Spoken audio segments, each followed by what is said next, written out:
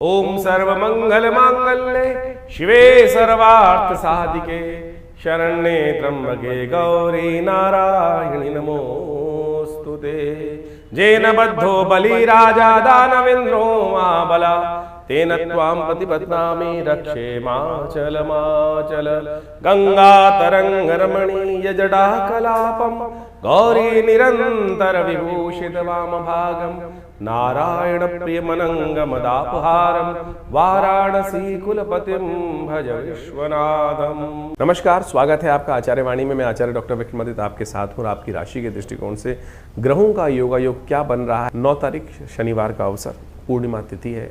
इस दिन राखी का सुंदर पर्व है, रक्षा बंधन का सुंदर पर्व है और साथ साथ इस दिन बुध भी उदय होने जा रहे हैं। आपकी राशि के दृष्टिकोण से समझना चाहिए, आपकी राशि में चल रहे हैं बुध महाराज, अस्त चल रहे हैं, सूर्य के साथ चल रहे हैं। थोड़ा सा एग्रेसिवनेस आपके अंदर उन्होंने अन्य से उत्पन्न कर रखी, उनको शांत करने का आपको प्रयास करना चाहिए। रक्षा बंधन अपने आप में बड़ा महत्वपूर्ण पर्व है।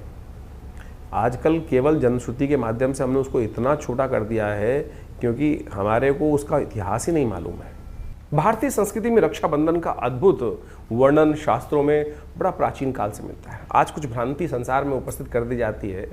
आज हमारे मॉडर्न हिस्टोरियंस ने जिस प्रकार से राखी को कुर्मावती और हुमायूं के साथ जोड़कर बना दिया और उसके द्वारा उन कथाओं को हमारी टेक्स्ट बुक्स में डालकर, एनसीईआरटी की टेक्स्ट बुक्स में डालकर कुछ वर्ष पूर्व ऐसी व्यवस्था बना दी गई। शायद हमारे बच्चे, हम सब लोग यही सोचते हैं कि हमारी संस्कृति तो शायद हुमायूं से पहले थी नहीं, मुगलों से पहले थी नहीं। लेकिन यदि शास्त्र में वर्णित, हमने आरंभ में एक मंत्र पढ़ा था, जेन बद्धो बलि राजा दानवेन्द्रो महाबला तेन त्वां प्रतिपद्नामि रक्षे माचल माचल। यानी भगवती महालक्ष्मी ने ये सबसे पहला जो राखी का बंधन था, ये बड़ा, अब ये शास्त्र में वर्णन जो आता है कैसे किया उन्होंने, उसके लिए राजा बलि की कथा चलती है। भगवान वामन का जब अवतरण हुआ तो उस वक्त उन्होंने 3 पग में समस्त जो संसार को नाप लिया था। जो 2 पग में नापने के बाद तीसरा पग कहाँ रखा था, बलि के सिर पे रख दिया था। बलि ने कहा था कि आपने संपूर्ण संसार पर तो आधिपत्य स्थापित कर लिया, जो दान मैंने दिया उसको स्वीकार कर लिया, और अब तीसरा पग जो रखना है वो प्रभु आपने अभी मेरे शरीर पर विजय नहीं प्राप्त करी,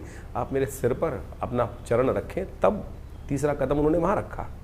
तब भगवान ने प्रसन्न होकर महाराज बलि को क्या किया, महाराज बलि को राजा राज्य दे दिया, पाताल लोक का राज्य।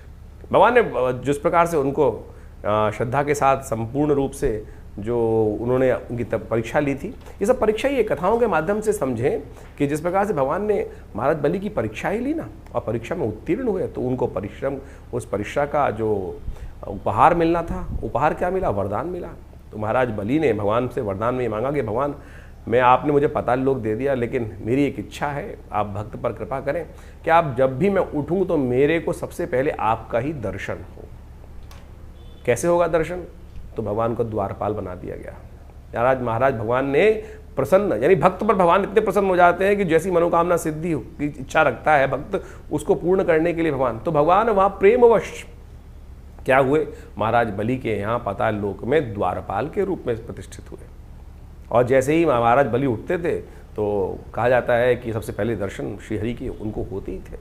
ये श्रद्धा भाव विश्वास की कथा है। इसको समझने के लिए बहुत ज़्यादा भक्त बुद्धि ही चाहिए, तब जाके समझ में आएगा। कहा जाता है भगवती जो लक्ष्मी थी बड़ी दुखी हुई कि भगवान को वहाँ उन्होंने बांध के रख लिया, मोहवश आपने भक्त जाल में फंसा लिया। तो भगवती ने क्या किया, वहाँ जाकर महाराज बलि के समक्ष उपस्थित हुई और उनको इस श्रावणी कर्म करते हुए, इस जो सावन का महीने की पूर्णिमा के तिथि के दिन वहाँ जाकर उनको रक्षाबंधन बांधा। अब रक्षाबंधन बांधा जाता है तो बहन को कुछ ना कुछ देने की परंपरा है और वचन दिया जाता है। तब उन्हें कहा, जेन बद्धो बलि राजा दानवेन्द्रो महाबला। तो ये विशेष तौर पर रक्षा सूत्र भी है और साथ साथ बहन के साथ भाई का प्रेम भी है।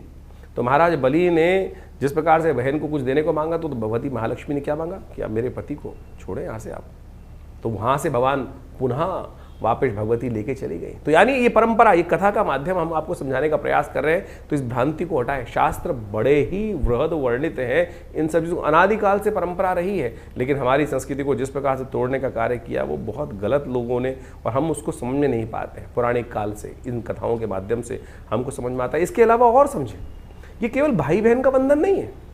बहुत सारे लोग तो केवल भाई बहन को जिस प्रकार से कह देते हैं, नहीं, ये विजय का संकल्प है, ये संकल्प बुद्धि का चमत्कार है कि हम संकल्पबद्ध होकर, इंद्राणी ने इंद्र को भी रक्षा सूत्र बांधा था। जेन बद्धो बलिराज दान इंद्र महावत्यनो, जो इंद्र ने विशेष तौर पर, इंद्र जब युद्ध में लगातार हार रहे थे तो इंद्राणी ने संकल्प कर कर, यज्ञ कर कर एक रक्षा सूत्र इंद्र के हाथ में बांधा कि ये मेरा संकल्प है, ये मेरी सतीत्व का संकल्प है कि इसको बांध के जाओ, इस रक्षा सूत्र को। ये राखी जो है वो रक्षा सूत्र है। ये ब्राह्मण अपने शिष्यों को बांधते हैं, गुरु अपने शिष्यों को बांधते हैं। तो इसके द्वारा जो आप पूजा कर्म इत्यादि करते हैं तो उसमें सबसे पहले कर्म के आरंभ करने से पहले वो हाथ में जो रक्षा सूत्र बांधा जाता है वही तो वास्तविक तौर पर राखी है। आज हमको इन शास्त्रों को समझना चाहिए और ये चमत्कारी काम करता है। ये आपका संकल्प है, इसको मंत्र से सिद्ध कर कर ही धारण करने का प्रयास करना चाहिए।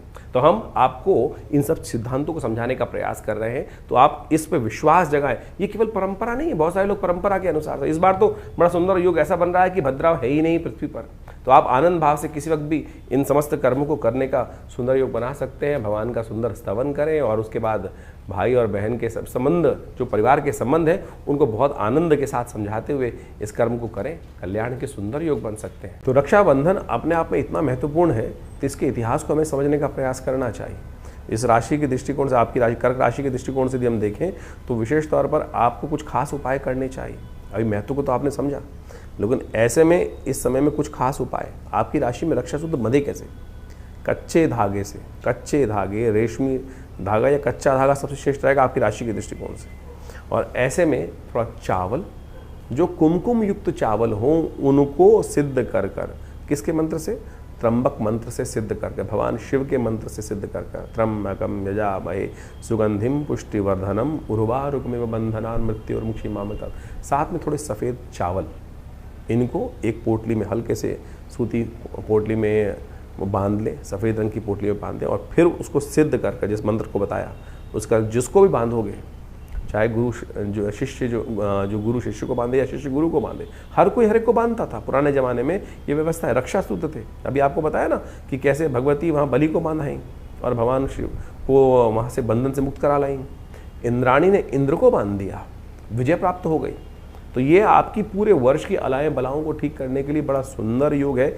इसका लाभ लेते हुए कार्य करने का आपको प्रयास करना चाहिए। बुध उदय होने जा रहे हैं और ये बुध का उदय होना महालक्ष्मी योग का निर्माण बहुत जल्दी आपके राशि में करने के रास्ते बनाने वाला है। तो इसको भी आपके आने वाले समय में सुंदर रास्ता बनने के योग बनेंगे, लेकिन उससे पहले अपनी अलाएं बलाएं काट के दूर करने का प्रयास करें, श्रावणी कर्म करें, वो आपके लिए अच्छा रहेगा। ग्रहों का जो ये प्रभाव जो आपने अभी समझा, आपकी राशि के दृष्टिकोण से किस प्रकार का योग बन रहा है, जो परिवर्तन का समय इस वक्त चल रहा है, शनि मंगल का टकराव चल रहा है, शनि वक्री चल रहे हैं, बृहस्पति और शुक्र की युति चल रही है, इन सब का प्रभाव वर्तमान में हर व्यक्ति के दृष्टिकोण से अलग अलग पड़ रहा है। मूल जन्मपत्री राशि के दृष्टिकोण से इस बात को हमें समझना चाहिए कि ऐसा नहीं है कि हर राशि वाले के लिए, जैसे जिस राशि का जो ग्रह योग बन रहा है वो हर राशि वाले के लिए उसी प्रकार का ही बनेगा, ऐसा नहीं हो सकता है। क्यों नहीं हो रहा है इस प्रकार से?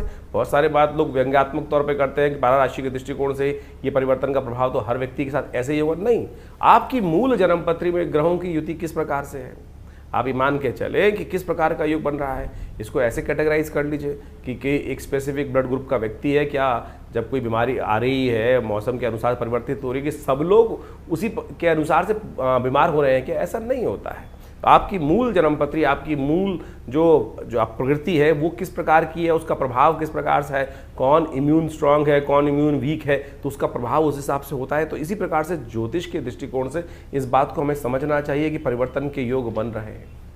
वर्तमान में ट्रांजिट के प्लैनेट के दृष्टिकोण से हमने आपको राशि के दृष्टिकोण से वो बताया, इंडिविजुअल आपकी जन्मपत्री में क्या प्रभाव पड़ रहा है उसको अच्छे से आपको समझना चाहिए। दशाएं, अंतरदशाएं, ग्रहों का प्रभाव, कौन से ग्रह आपके जन्म में पूर्व अर्जित कर्म के अनुसार से किस प्रकार के योग आप बनाकर बैठे हुए हैं और कैसे उसमें परिवर्तन लाने के योग बन रहे हैं।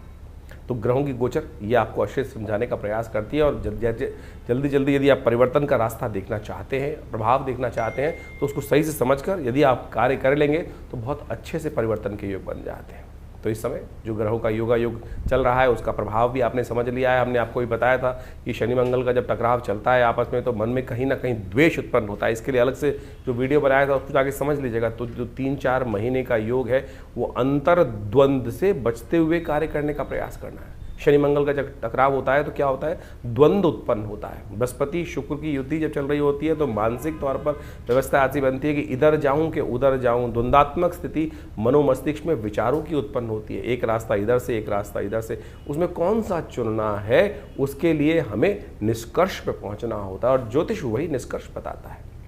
अब ऐसा समझें आप इसको इस प्रकार से बहुत अच्छे से उदाहरण हम दे के समझाते हैं कि गूगल ने आपको रास्ता दिखा दिया। आजकल गूगल मैप्स का हम देखते हैं और उसके बाद भी ये थोड़ी गूगल पकड़कर आपको उसी प्रकार से ले जा रहा है कि नहीं नहीं इस पे जाना है, कहीं और नहीं जाना है। वो तो आपके हाथ में, चुनाव आप कौन सा कर रहे हैं। सामने आपके सामने मार्ग प्रशस्त है, ज्ञान आपके सामने दिया हुआ है, उस ज्ञान पर आप चलना चाहते हैं या नहीं चलना चाहते, वो चुनाव आपके जीवन में आपको दे दिया गया है। जैसे कहा गया ना, अवश्यमेव भोक्तव्यम कृतम कर्म शुभाशुभ।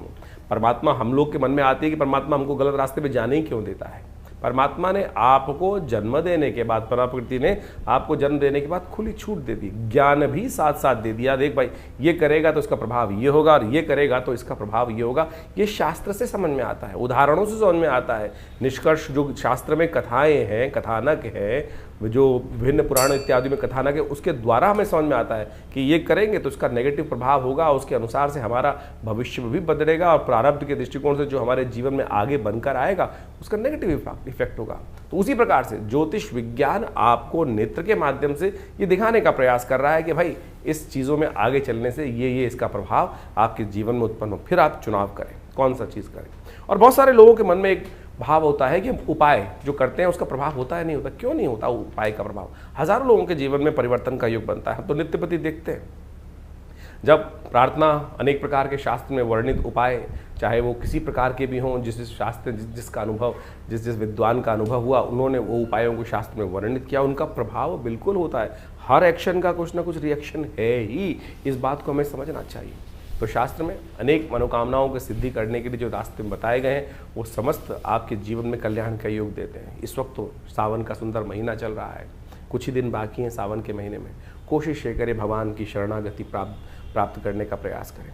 देखिए, 9 ग्रह आपके जीवन में बहुत सारे खेल खेलते हैं, बहुत सारे खेल आते हैं, अच्छे बुरे सब प्रकार के आते हैं, लेकिन भावी मेट सके त्रिपुरारी, ये भाव से हम ध्यान रखना चाहिए। तुलसी बाबा ने बड़े सुंदर रूप से लिखा है कि हमारे जीवन के जो कष्ट हैं वो कौन मेट सकते हैं? भगवान शंकर ही मेट सकते हैं। और भगवान शंकर का अनुग्रह, ये 10वां ग्रह है, इसका अनुसरण करने का प्रयास करो। 9 ग्रह तो जो खेल खेलेंगे ब्रह्मा मुरारी त्रिपुरांतकारी भानु शशि भूमि सुतो बुधश्च, ये सब तो ग्रह चलते ही रहेंगे, लेकिन इसके बाद भी जो 10वां ग्रह है प्रभु का अनुग्रह हम प्राप्त करने का प्रयास करें। शिवरात्रि नवरात्रों में, विशेष तौर पर सावन के महीने में विशेष कार्यक्रम चलते हैं, हर क्षेत्र में चलते हैं। भारत के क्या पूरे विश्व में जहाँ जहाँ सनातन की पद्धति रही, वो जहाँ जिस प्रकार भी योग होते हैं, लोग भगवान की शरणागति प्राप्त करते हैं। और कथाओं के माध्यम से वो विश्वास जागना चाहिए कि एक लोटा जल भी भगवान शंकर को यदि अर्पित करेंगे तो बहुत सारे कष्टों से निवारण करने का ये विश्वास है हमारा,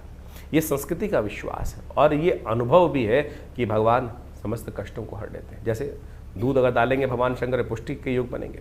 भगवान के अपने मनोरथ सिद्ध करने के लिए अनेक प्रकार से अनेक विधान शास्त्र में उपस्थित किए गए हैं। तो इस वक्त रुद्राभिषेक का समय चल रहा है, कोशिश करें अपनी श्रद्धा के अनुसार से भगवान को जल अर्पित करें, दूध से भगवान का अभिषेक करें, दही से भगवान का अभिषेक करें, घी से भगवान का अभिषेक करें, इच्छू रस, गन्ने के रस से भगवान का अभिषेक करें। और बहुत सारे अनेक प्रकार के जो शास्त्र में वर्णन जो किया है जिन प्रकार की पद्धतियों को, उन सब चीज़ों को कर लेने से बहुत बढ़िया अद्भुत प्रकार के योग कर्म के द्वारा वो योग बना सकते हैं आप। तो इन सबको समझे। हमने विवेकानंद योगाश्रम में पूरे सावन के महीने में नित्य प्रति रुद्राभिषेक रखा, बहुत सारे लोगों ने उसमें भाग लिया। लोगों ने अपने मनोकामना सिद्धि के लिए अपने अपने अनुसार से उसमें समर्पण संपूर्ण साथ देकर उस कार्य को किया। कुछ दिन और शेष बाकी हैं। शुक्ल पक्ष का अंतिम समय चल रहा है, जिसमें बड़ी श्रद्धा के साथ बड़े उत्सव। कृष्ण पक्ष से ज़्यादा शुद्ध माना जाता है शुक्ल पक्ष, क्योंकि चंद्रमा गति को प्राप्त वृद्धि की तरफ जा रहे होते हैं। जो पूर्णिमा के दिन सुंदर योग बनता है, श्रावणी कर्म उपाकर्म, उसी दिन तो अमरनाथ में जल चढ़ता है। तो कोशिश ये करें श्रद्धा के साथ भगवान के इस सुंदर मास में संपूर्ण रूप से भगवान के प्रति समर्पण करने के लिए आप विवेकानंद योगाश्रम में आ सकते हैं। जो 2 सोमवारों का सुंदर योग रहेगा, तीसरा चौथा सोमवार जो चौथा सोमवार का योग बन रहा है, उसमें अवश्य भगवान के श्री चरणों में उपस्थित होकर आश्रम में जो प्रतिष्ठित बड़े विशाल भगवान शंकर के श्री विग्रह, फेसबुक पर जाकर आप हमारे उस कार्यक्रम को डेली लाइव भी देख सकते हैं।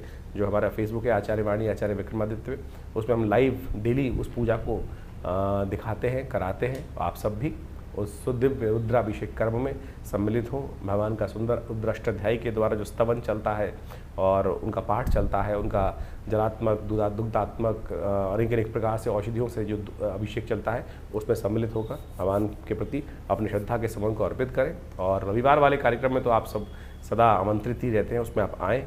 दिल्ली में ये विवेकानंद योगाश्रम जमनाबाद लक्ष्मी नगर क्षेत्र में स्थित है और पूरा एड्रेस हमारे फ़ोन नंबर से संपर्क साध सकते हैं। हमारी जो वेबसाइट है आचार्यविक्रमादित्य.com, उस पर भी जाकर संपूर्ण जानकारी लेने का योग बना सकते हैं। धन्यवाद, नमस्कार।